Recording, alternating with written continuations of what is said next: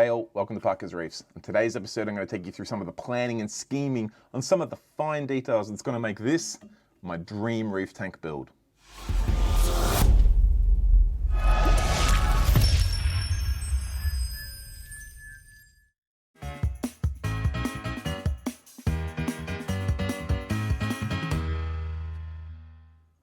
All right, so whilst the COVID-19 lockdown has slowed things down a little bit, it's actually been a really helpful thing for me in that it's given me a good opportunity to take extra time on every one of the steps of this dream reef tank build. And I wanted to take you through some of the thought process and some of the points of where I'm at with some of the plans on this tank and making it absolutely as dream quality as it possibly could be. And the first thing you may notice is that I'm sitting within the stand now kind of awkwardly because I'm probably way too old to be crossing my legs. But there has been a few additions to the stand whilst it just sits behind my couch in the lounge room. The first and foremost that's got quite a bit of attention is this floor that I'm sitting on. This is a brainchild of my local fish shop. David Deer Park Aquarium suggested we build an acrylic floor with a built-up lip all the way around, so that should anything go wrong, either there be some sort of overflow with the sump, or a bit of gear that's outside of the sump that leaks, or even if you just spill something in your cabinet, it's going to be caught here and not make its way onto your aquarium, into your lounge room floor, sorry. Now, it's all good and well to capture things here, but should there be a huge leak, we also need to drain it out of here. So we're going to have some flush mounted drains mounted in this acrylic that then go through and out via a water trap into my storm overflow. Now, we're not actually planning on ever using that overflow, but should something go wrong and something happen, which seems to always be the case with the reef tanks, we've got that covered. It's not going to come over this 25mm lip and make it onto my floors, which is going to be an absolute marriage saver. Now, one other thing I did with the floor that I'm sitting on and has enabled me to sit on it, not only have I got 10mm thick acrylic here, I've added a few extra support beams across the floor, mainly because in this section here, there won't be a sump. The sump's only going to be from here back. And I am still planning on putting some fairly heavy equipment here. Now, the stand, the way it was designed, there was only a cross brace between this one and then this one. I mean, there was a cross brace between every leg, but I wanted to make sure there was extra bracing in between there so that I could put heavy things right here on this floor and without having any risk of damaging or cracking or bowing this beautifully made floor here. So I added a few extra cross braces in there, which makes this thing so solid. The fact that I'm sitting in here, I'm tipping the scales almost at triple digits. We're nudging that 100 kilo range in my COVID kilos arrangement where I just eat snacks all day.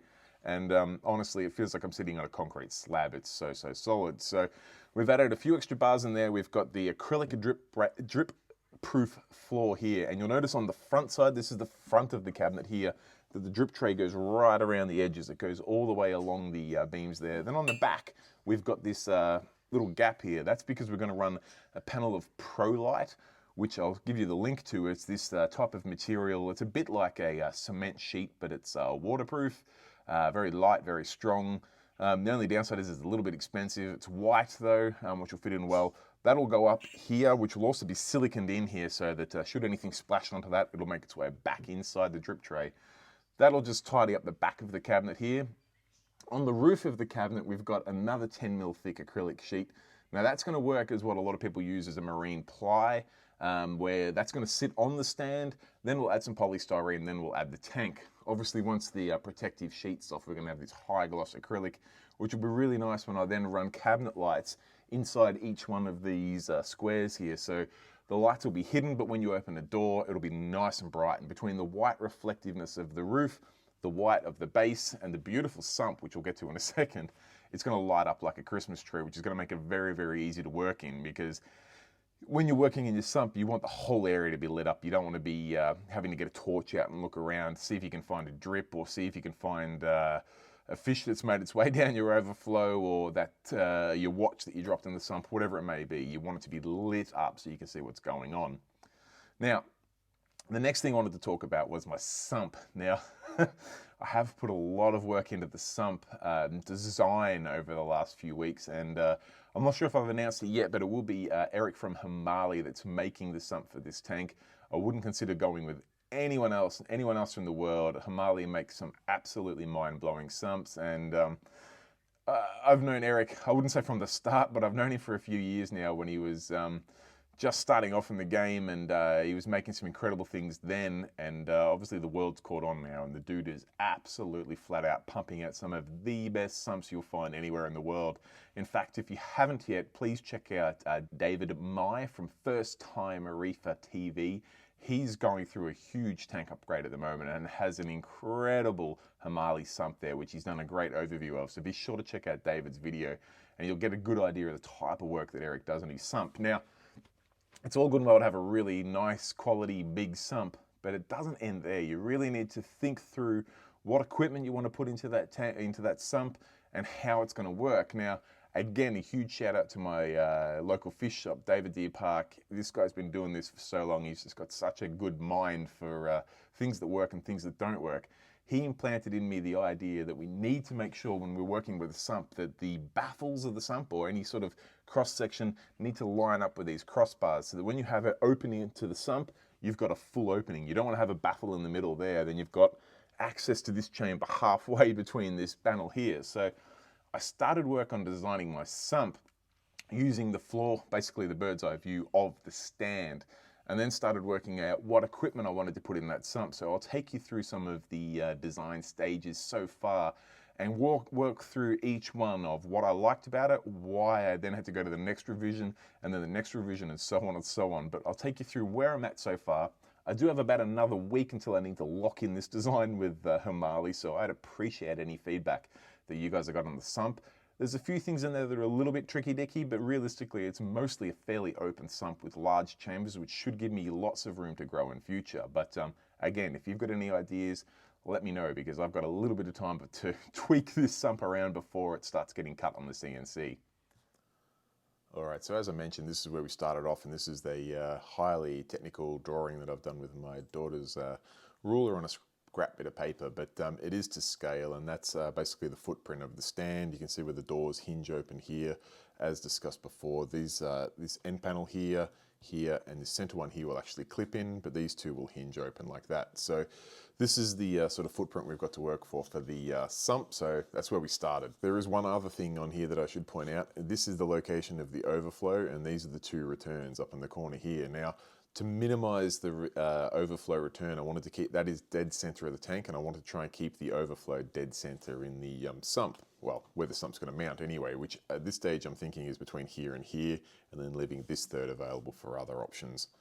So revision one of the sump, and I'll zoom in a little bit so you can see it a bit better, is this one here where the water came in here. This was the center of the stand, so it wasn't too much of a bend to get the water in there. Would then go through the filter roller, into a skimmer section, into a fuge section, into a reactor section, into the return pump, and then having a little built-in ATO reservoir there. Now, wasn't a bad option. The problem was it was a little bit large. You can see we came out pretty, actually it is to scale, so I'll zoom back out a little bit again. You can see that we would line up pretty nicely with at least with the ends of the sump would line up nicely with the two uprights there, but this chamber here, this fuge would line up right in the middle of that crossbar there, which wasn't really going to make for easy access of the fuge, so that one got scrapped. All right, the next design was this one here, where again we are aiming to keep it within these two sections here. This one did actually leak out a little bit because we put the RO reservoir on the side, but basically the water would come in via the bulkheads, through the roller mat, into a skimmer section, down to the fuge, to an empty chamber and a return pump section there. We put the RO reservoir on the side. It wasn't a bad option, but again, well, actually, we adjusted this because it lined up with the barriers of the uprights here. The one complication which you'll see on the next sump design is when I had some initial discussions with Eric, that's not actually how the roller mat works, so we had to change design there. All right, up to our second last design. This one was a little bit out there just to see how it would work. You can see we ended up overhanging this end section here a little bit, which is going to eat up a fair bit of room in my final third of the stand. But basically the idea was to have the inlet come in here, sneak down the side to the filter roller, have this odd shaped skimmer section so I could utilize as much of that space as possible into a large fuge, a large spare chamber, and then return. There was going to be no RO section in there at all. I was going to make that somewhere else, which would mean that I'd end up eating in even more into this chamber because I'd have to have a little RO reservoir or something there, which I didn't like too much. So we ended up on our final design so far, which is this one here. I'm going to zoom in so you can see even more of it, where our inlet comes in here directly in the center of the stand, so there should be no bends at all needed for the drain. Well, no side-to-side bends anyway. To come down here, we're going to sneak down this little 50mm chamber here into the filter roller, out of the filter roller into the fuge. We'll then go through this section here, which will have a little media basket for some of those ceramic style medias, which I can run an air stone in to help get all sorts of different wastes out of the tank. We'll then go into the skimmer chamber. Up here into the extra chamber, the RODI section does not need to be accessed as much, so it's going to be up in the back corner. Likewise with the extra chamber, I'm not planning on using that just yet, but if I need to, I can. I've then got this little filter pad section here, which will just make sure that nothing from the fuge or the media or anything else makes its way back into the return pump section. And the return pump section has actually got enough room to fit an Abiz A200 there and an Abiz A200 here, allowing me to have one for the return and one for accessories.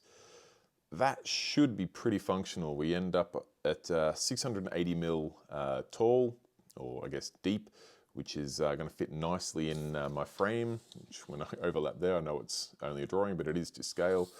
It'll fit nicely in there. The width is 1350, which is going to sit us nicely within the first 2/3 of the section of the cabinet. So it should be pretty good, but I'm curious to hear your thoughts on what the design's like. All right, last but absolutely not least, something that's been planning and scheming away has been the cabinetry on this tank. Now, I got a lot of feedback early on when I first showed this stand, and a lot of people asked what sort of cladding and cabinetry I was going to use on the tank.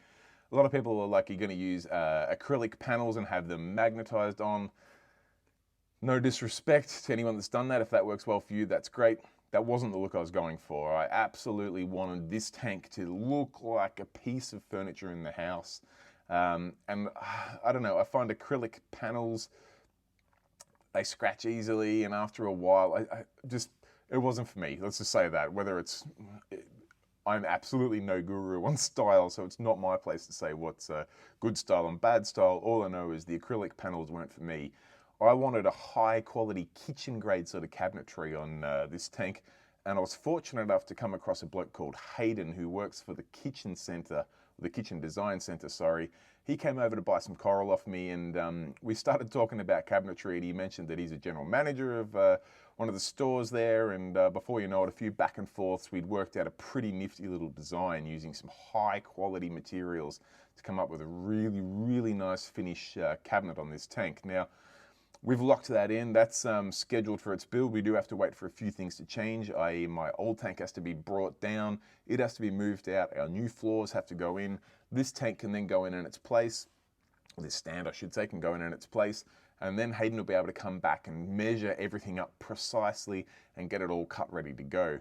We've got a few pretty cool things planned for that, including some motorized doors, which I first saw on Gallery Aquatica TV.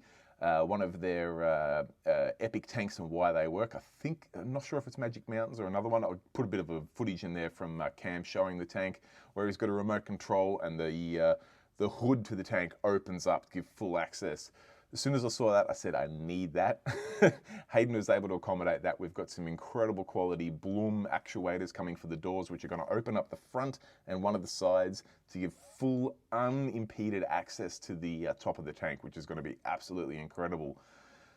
We've also got a really nice waterproof, high gloss, UV resistant, just a really nice finish material for the cabinetry, which is going to look absolutely beautiful. We're also working on getting the cornice molding or the crown molding, whatever you want to call it, that we have in this room around where the ceiling meet the walls. We're going to have that feed right around the tank, so it looks like it was always built there from day one. It's just going to, these little touches are just going to really finish it off very nicely. Well, I hope they do anyway. I did have a few people ask me how I was going to go about mounting your standard sort of cabinetry. This is only a sample door, by the way, onto the T-slot aluminium, and the answer is fairly simple. We made up these brackets here, which is just a square bit of aluminium which has been drilled to put some T-slot nuts and bolts through there, and then drilled and tapped to allow the standard cabinetry to bolt in place. I wanted to go this way rather than drilling and tapping into the aluminium frame, because it would then breach the anodizing on there and also not make it as modular as I'd like. The whole idea of going with the T-slot aluminium is that it's modular. So if I wanted to, I can undo these, I can lift that up, I can lower it down, I can take it off, I can swap it out, I can do whatever I like. Here's a smaller version which has got a little bit better finish. I can actually tidy these brackets up. I can file that down and round out the corners a little bit more, but basically that was revision 1, which seemed to be massively over-engineered. And then this was revision 2, which was a little bit closer to the mark that we'll be going for. You can also see the beautiful drip tray comes right up to the edge there.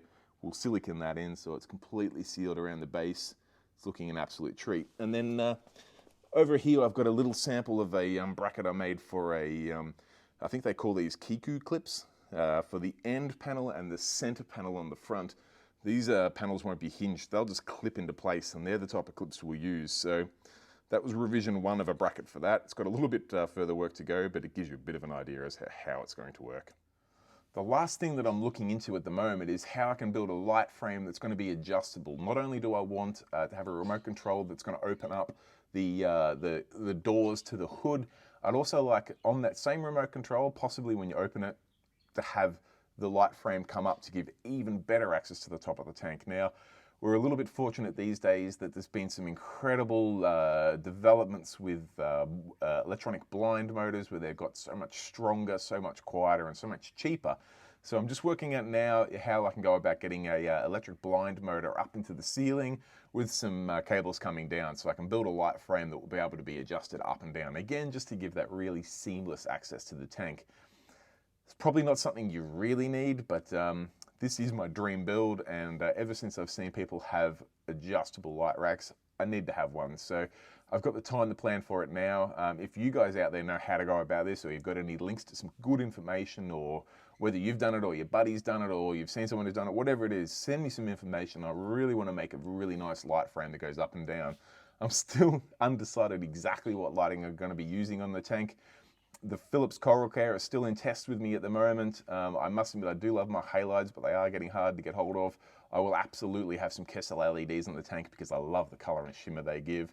But the light frame is probably the next thing on my radar once we lock in the design of the sump of where we go to next with this dream tank build. So I guess we'll probably end this video here. I know there's not a lot of concrete updates there, but the devil is absolutely in the detail, and there's been an awful lot of detail with this build over the last couple of weeks or a couple of months really. A lot of things keeping me busy, so I just thought I'd share it with you guys. I hope you enjoyed the update. If you have any comments, questions or suggestions, whatever it may be, pop it in the comments section down below.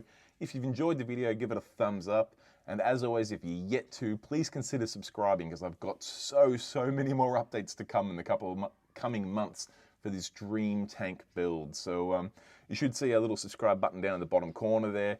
Click that, it'll take 2 seconds of your time, cost you no money at all. I'll probably finish up here, guys. Just a huge shout out to my channel members who pay a couple bucks each just to help support this channel. Goes a long way. I really appreciate your support, guys, and thank you very much for being a member of the channel. But till next time, guys, stay safe, keep reefing. Catch you later.